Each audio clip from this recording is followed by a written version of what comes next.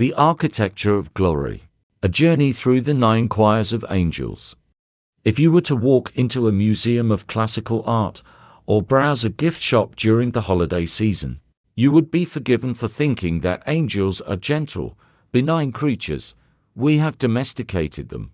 We have painted them as chubby infants with tiny wings, or as beautiful, pale humans in flowing robes plucking harps on clouds. We have made them safe.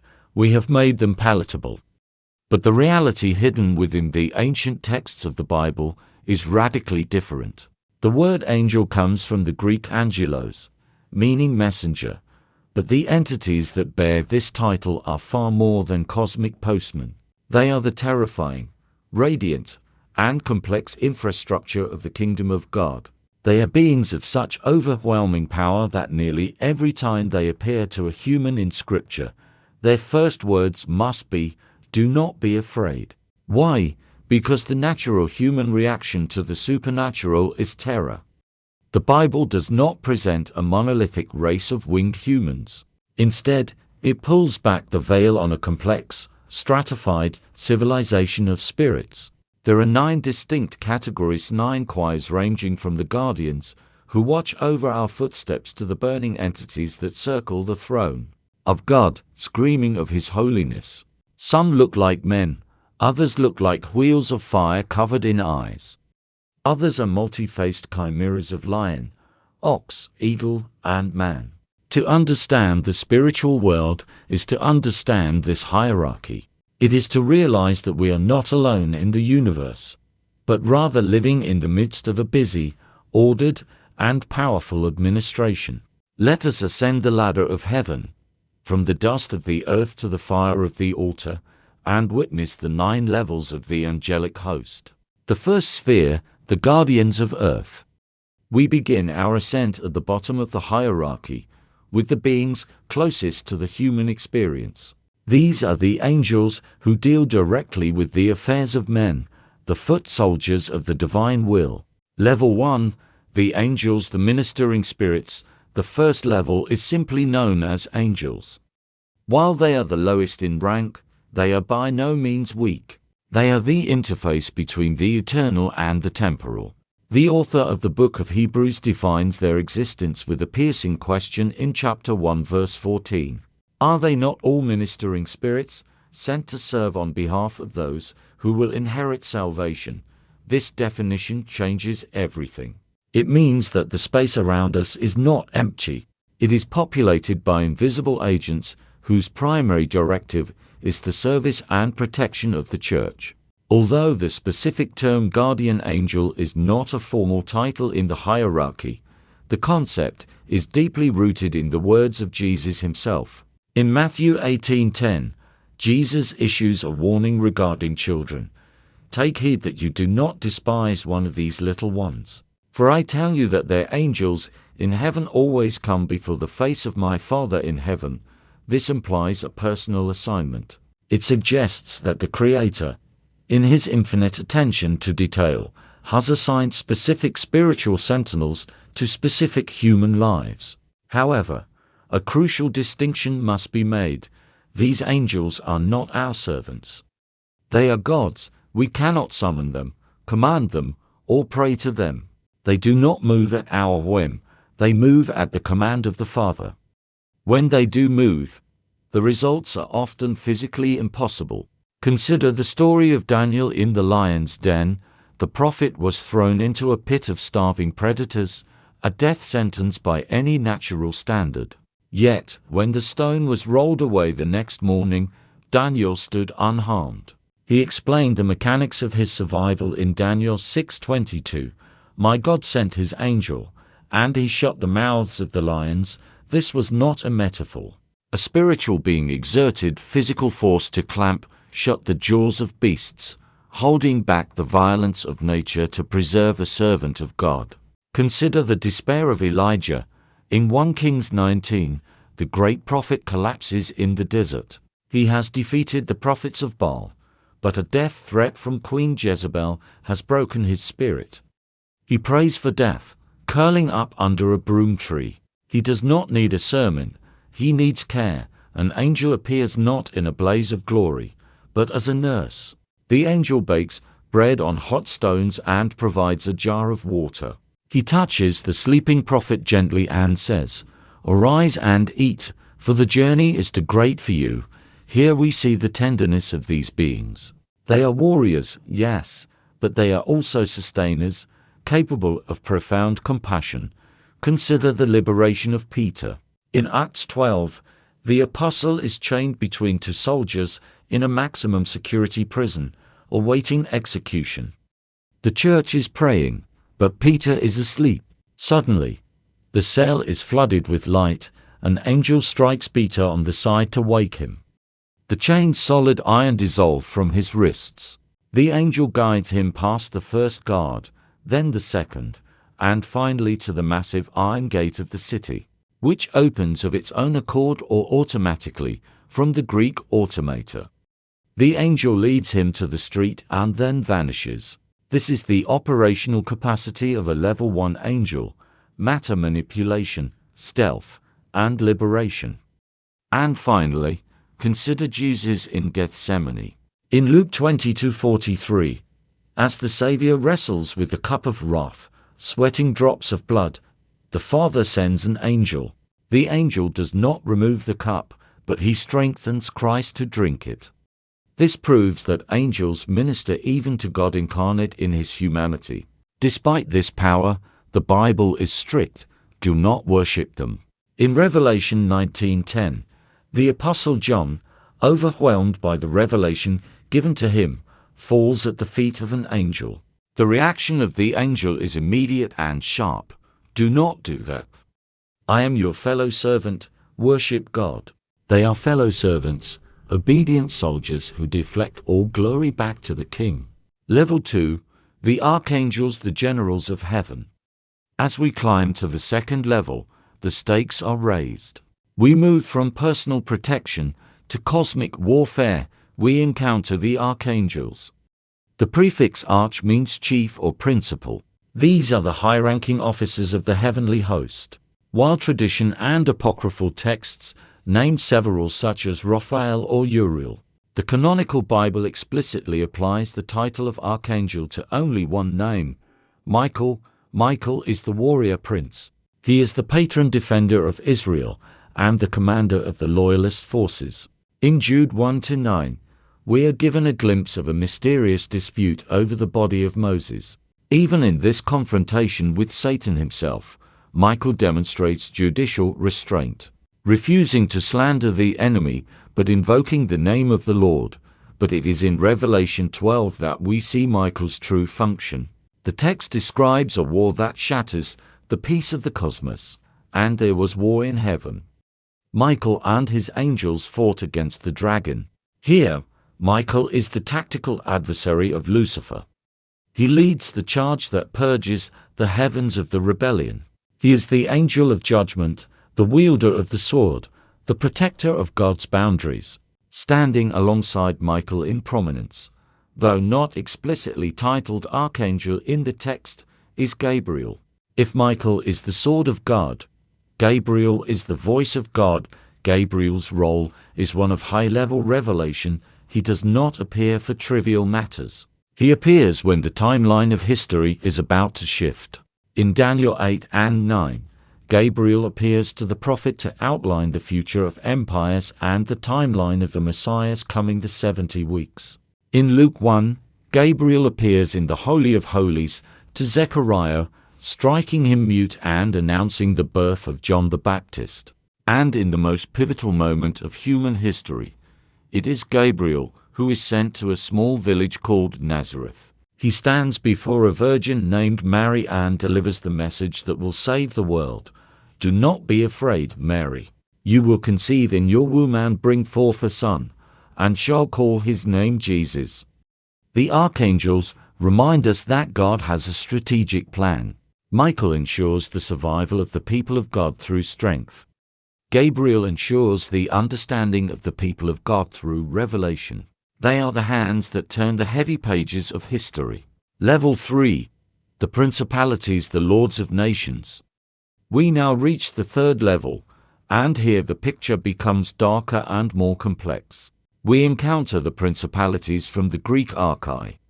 These beings deal with the macro-management of the earth. They do not hover over individuals, they hover over nations, cities, and empires. They are the spiritual powers behind earthly thrones. The most chilling revelation of their existence comes from the book of Daniel, chapter 10. Daniel has been fasting and praying for 3 weeks, seeking understanding. Finally, a glorious angel appears to him, visibly exhausted from a struggle. The angel explains his delay. The prince of the kingdom of Persia resisted me for 21 days. And behold, Michael, one of the chief princes, came to help me. This is a staggering insight into the mechanics of the spiritual world. The prince of Persia mentioned here was not a human king Cyrus or Cambyses. No human king could stop an angel. This was a spiritual entity, a fallen principality that claimed dominion over the Persian Empire. This dark spirit was strong enough to detain a messenger of God for 3 weeks, requiring Michael the Archangel to come as reinforcements to break the deadlock. This passage confirms that the geopolitical map of Earth has a corresponding map in the spiritual realm. There are faithful principalities who guard nations and promote justice, culture, and truth. But there are also fallen principalities who promote tyranny, war, and idolatry. This explains why certain regions of the world seem locked in cycles of bloodshed for centuries. It explains why some ideologies like Nazism, communism, or ancient paganism sweep through populations with an almost supernatural intoxication. It is not merely sociology, it is theology. There are invisible hands guiding the currents of culture. Paul confirms this in Ephesians 6:12. For we wrestle not against flesh and blood, but against principalities, against powers. The Christian battle is not against human politicians or armies. It is against the spiritual architects of evil who manipulate human systems. The second sphere, the governors of the cosmos. We have left the immediate atmosphere of the earth. We now ascend to the second sphere of angels, those who deal with the laws of the universe and the power of God itself. Level 4, the powers, the cosmic sentinels. The fourth level consists of the powers or potestates. If principalities govern nations, powers govern the laws of reality.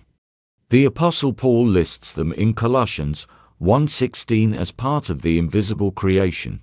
These beings act as the border guards of the physical and spiritual universe. They are the sentinels who maintain the cosmic order. Think of the universe as a delicately balanced machine. Gravity, thermodynamics, the separation of the spiritual and the physical, these are not just mathematical constants. They are maintained by the will of God, enforced by the powers. Faithful powers ensure that the cosmos does not dissolve into chaos. They prevent the demonic realm from completely overrunning the physical world. They are the immune system of creation. However, the Bible implies that some powers have fallen. When a power becomes corrupt, it twists the natural order. It turns systems meant for good government, law, nature into systems of oppression. They are the rulers of the darkness of this age. Yet, the hope of the believer lies in the victory of the cross. Paul writes in Colossians 2:15 that Jesus, through his death, disarmed principalities and powers. He made a show of them openly, triumphing over them in it. The rebel powers have been stripped of their ultimate authority. They may still bark, but their teeth have been drawn by the resurrection. Level 5, the virtues, the miracles of God. We climb to the fifth level, the virtues. The name implies strength, virility, and raw energy. In the Greek New Testament, the word often translated as miracle is dynamis, the root of our word dynamite. The virtues are the angels of dynamis. They are the conduits of God's raw supernatural power. These angels do not deliver messages, they do not fight wars. They intervene in the laws of physics. They are the mechanics of the impossible. When the Red Sea split apart, standing up like walls of glass, When the sun stood still over the valley of Ijalan for Joshua. When the shadow went backward on the sundial for Hezekiah. These are the footprints of the virtues. In the New Testament, we see flashes of this power. In Luke 6:19, it says of Jesus that power dynamis went out from him and healed them all. In Acts 4, when the early church prayed, the building shook physically. The virtues are the ones who bring the energy of heaven into the clay of earth. Tradition depicts them as radiant, shining beings, often associated with the elements of nature.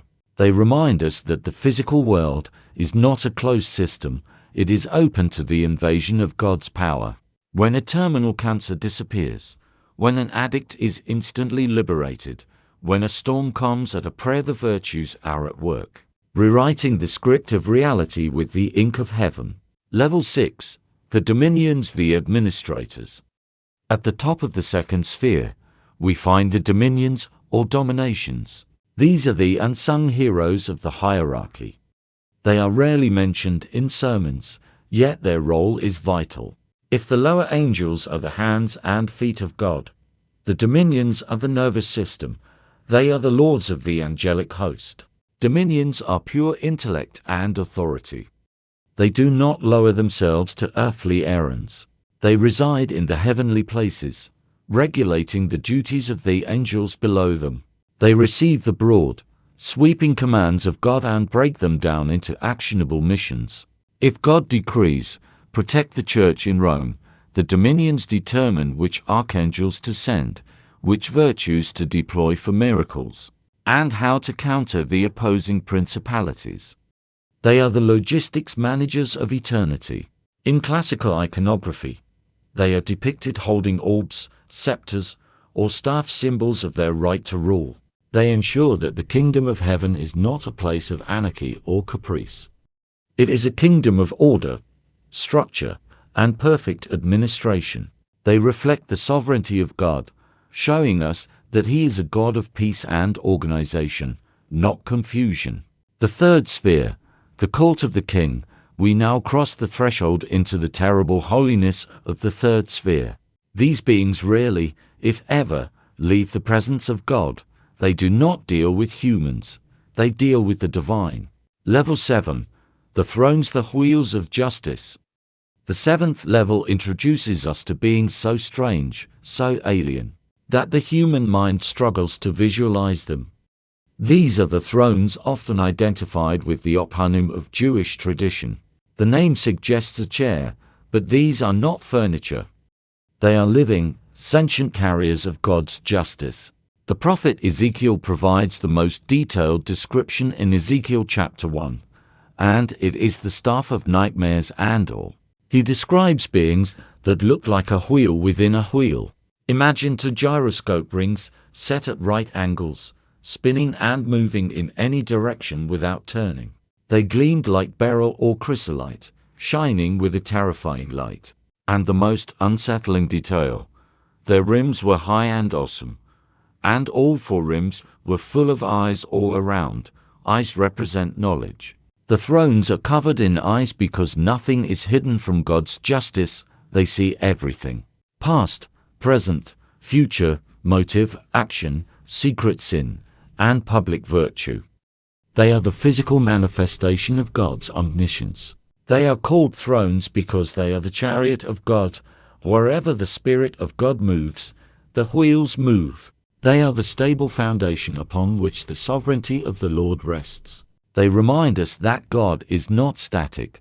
He is on the move, and His justice is relentless, all-seeing, and terrifyingly pure. Level 8. The Cherubim, the guardians of holiness.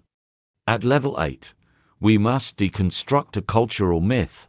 We must forget the chubby, winged babies of Valentine's Day cards. Those are putty, an invention of Renaissance artists. The biblical cherub, plural cherubim, is a creature of immense power and dread. The cherubim are the guardians of the boundary between the profane and the holy. We first meet them in Genesis 3:24. Humanity has sinned. Paradise is lost. Adam and Eve are cast out. To ensure they do not return and eat from the tree of life in a fallen state, God places cherubim at the east of Eden. They are equipped with a flaming sword which turned every way. They are the ultimate security force, barring the way to the presence of God.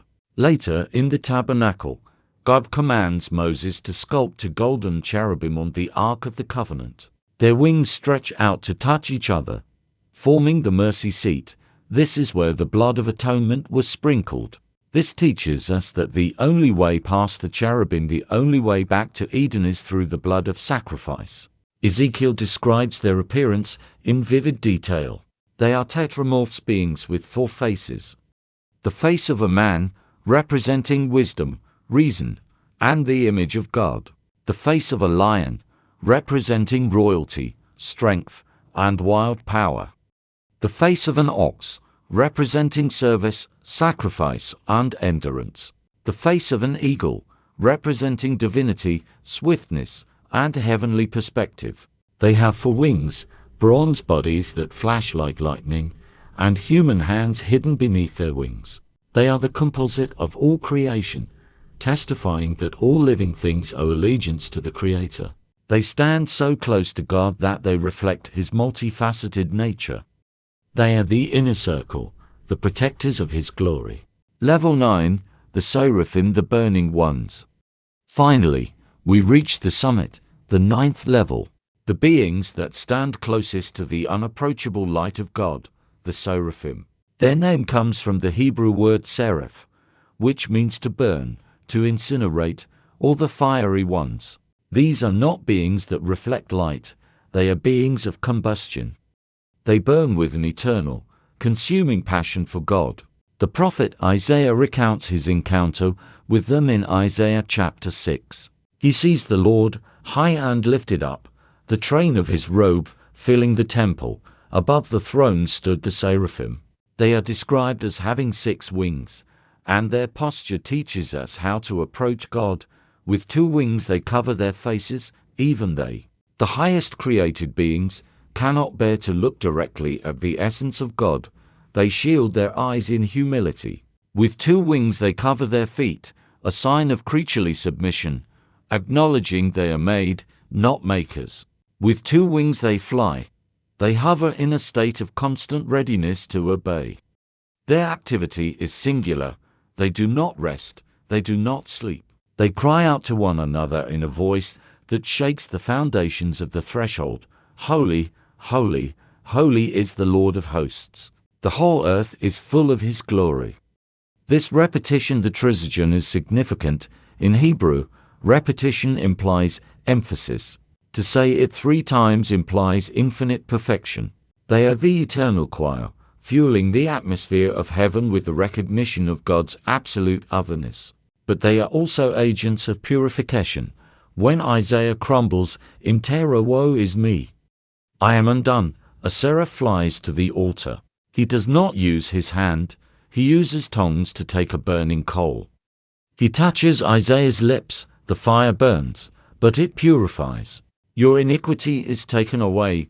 The seraphim show us that God is a consuming fire, and to be near Him is to be purged of all sin. The mystery of the fallen star. We have ascended the mountain of God. We have seen the ministering spirits, the warring archangels, the ruling principalities, the cosmic powers, the miracle-working virtues, the administrative dominions, the many-eyed thrones, the multi-faced cherubim, and the burning seraphim. It is a vision of perfect order.